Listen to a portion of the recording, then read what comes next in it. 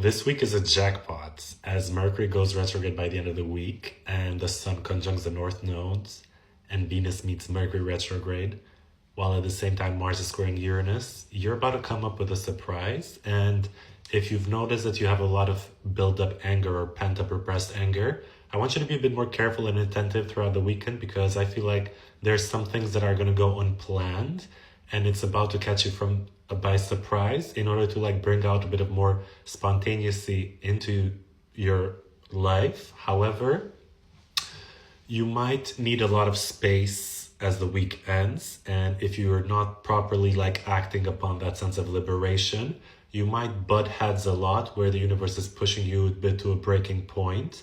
And if you're a bit too afraid to encapsulate this energy, you might be a bit put to rest. I feel like on a bigger scale, we're going to be hearing more harm when it comes to national news, but Uranus square Mars doesn't usually have to be individually manifested in some sort of violence all the time. If anything, it might give you a very surprising situation where you might enter a bit of more a flared up sense of sexuality out of nowhere, or kind of be a bit risky with things. But make sure you give your partner or your lover a lot of space to be themselves during this time and allow yourself to be surprised, especially since a lot of you are going to be dealing with past lovers during this time where you're going to be seeing something without an idealized point of view.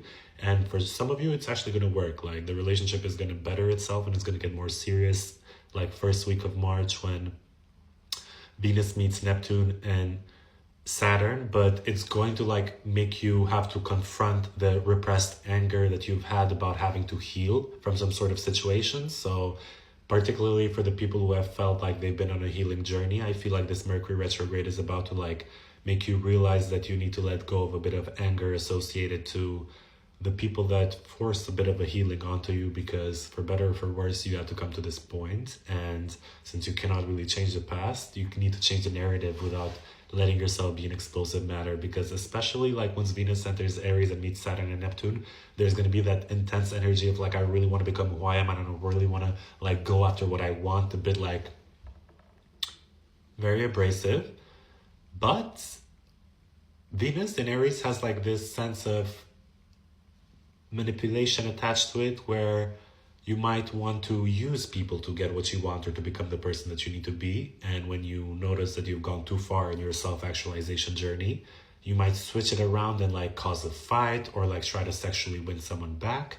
Be careful with these manipulative tactics, because you're going to project some sort of victimhood or need of saving so someone can bring you more confidence and make you a bit more bold and whatnot. But especially with Venus meeting Mercury retrograde, I feel there's going to be some points that you might have been overthinking or trying to overcome emotionally, especially February 10, 12, something that happened around then. Unfortunately, you have to also think back a bit on November and see what's kind of missing there, because it's going to come up again. I highly suggest that you don't target your anger or your frustration at people, especially if you feel they're a bit more free than you, because there's a calling inside, and I think you need to follow that calling instead of try to be preoccupied with holding on to some sort of security, because Uranus is in Taurus, right?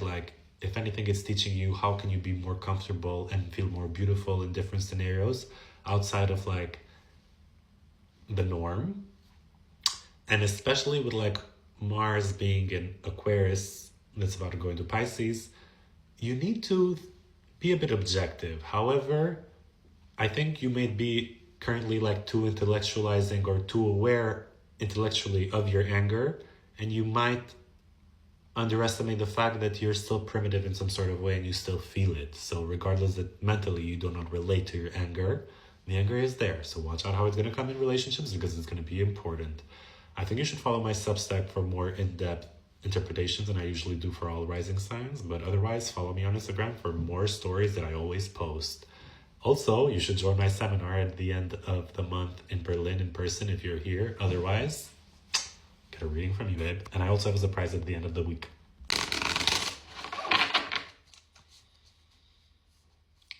Do you need to be here?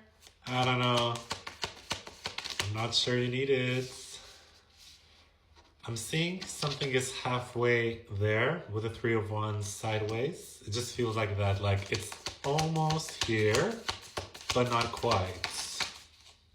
Nine of Wands, and you're like, look at you so doubtful. You're like, huh? Is it? Is it coming? Is it coming? What are you waiting here for? Because it's like, with this attitude, I feel like the thing is almost scared to come in because you're like a bit abrasive. So fix that attitude. The moon. So you're what? You're pretty secretive. But are you supposed to know this?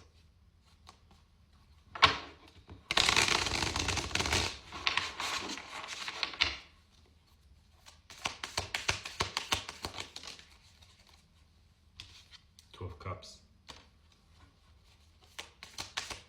You're suspicious of someone.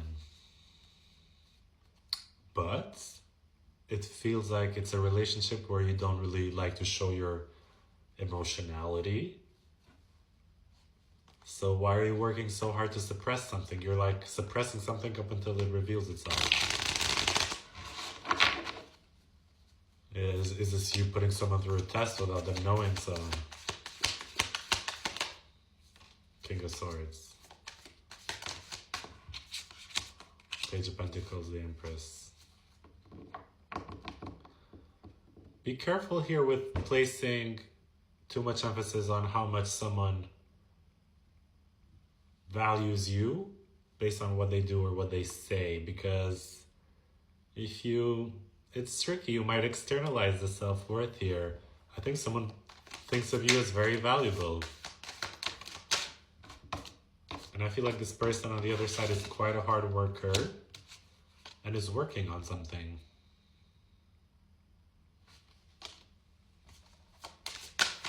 I feel like if you're not too, yeah, with the High Priestess is confirmed, if you're not too preoccupied with this sense of like paranoia, I think something can have pretty rapid effect and pick up a pace really big. But if like you're too worried about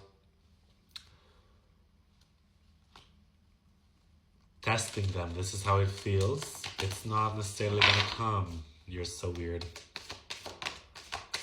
The Wheel of Fortune, Queen of Wands, Eight of Wands in reverse, the Tower.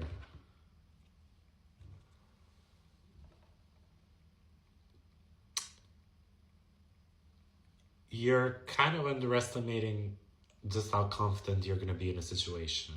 I feel like the universe is going to throw a bit of like a twist your way, and you're about to like be stunned that the second that you feel like you show up as like, okay, I'm ready, like let's get on with it, that's when it's working. It feels like there's a part of you that's subconsciously pushing something away because you don't think you have enough confidence for it, so you're trying to like be too perceptive outside of you, but like you're gonna see that once you get to a certain point that you're like, you know what, I'm just gonna, let's go. Like, you know? But in a very self-affirming way, it's happening, weirdly enough. Because you're sending the right signal to the universe that you're not gonna like doubt.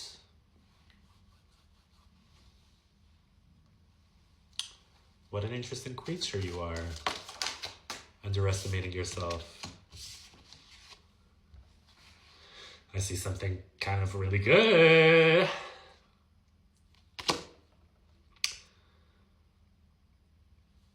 Something's gonna make you really happy.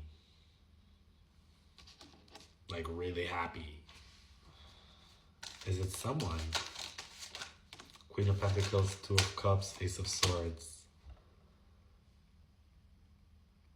It's gonna feel good. It's gonna feel healthy. Six of Wands, Four of Wands. Are you gonna like invite me to your wedding or something? Like,